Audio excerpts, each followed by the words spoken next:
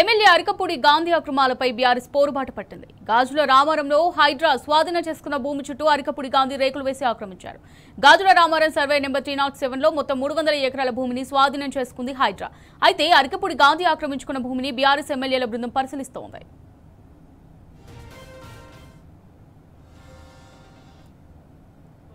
మాట్లాడుతున్నాడు, అక్కడ పేదల్ని భయపెట్టిస్తున్నాడు. మీరు ఓట్లు వేయకపోతే మీ పెన్షన్లు ఉండవు, మీరు ఓట్లు వేయకపోతే మీ షాదీ ముబారక్ రాదు, మీకు ఓట్లు లేకపోతే ఫ్రీ బస్సు ఉండదు, మీకు ఓట్లు లేకపోతే బియ్యం ఇయ్యను, ఈ రకంగా మాట్లాడుతున్నాడు. రేవంత్ రెడ్డి అబ్బసొత్తు కాదు, ఆపడానికి రేవంత్ రెడ్డికి ఏమీ లేదు. ప్రజలు ఒక్కసారి తిరుగుబాటు చేస్తే పక్కన చూస్తున్నాం, ఇప్పటికే 2-3 దేశాల అధ్యక్షుల్ని తరిమి కొట్టిండ్రు. కేవలం పోలీసులను పెట్టుకొని నేను పరిపాలన చేయొచ్చు, పోలీసులను పెట్టి నేను భయపెట్టవచ్చు అని చెప్పి అనుకుంటున్నాడు.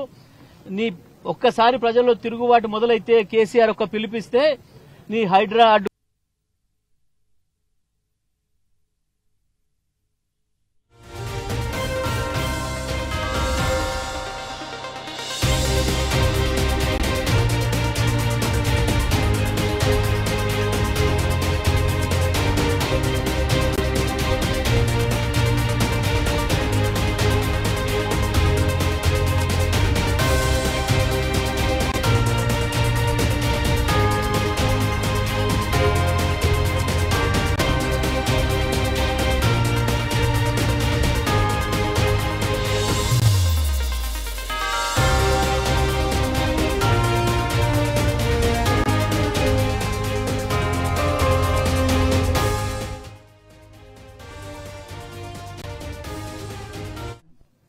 జూబ్లీహిల్స్ నియోజకవర్గంలో మీ సోదరులు ఎవరైతే ఉన్నారో, ఎవరైతే ఇండ్లు కూలగొట్టబడి వచ్చి మీ ఇళ్లలో కూడా తల దాచుకుంటున్నారో వాళ్ళందరికీ కూడా న్యాయం జరగాలంటే, మీరు వాళ్ళందరికీ ధైర్యం ఇవ్వాలి, ఊరటనివ్వాలంటే రేపటి జూబ్లీహిల్స్ నియోజకవర్గంలో రేవంత్ రెడ్డి అభ్యర్థిని, కాంగ్రెస్ పార్టీ అభ్యర్థిని ఓడగొట్టి బుద్ధి చెప్పాలి.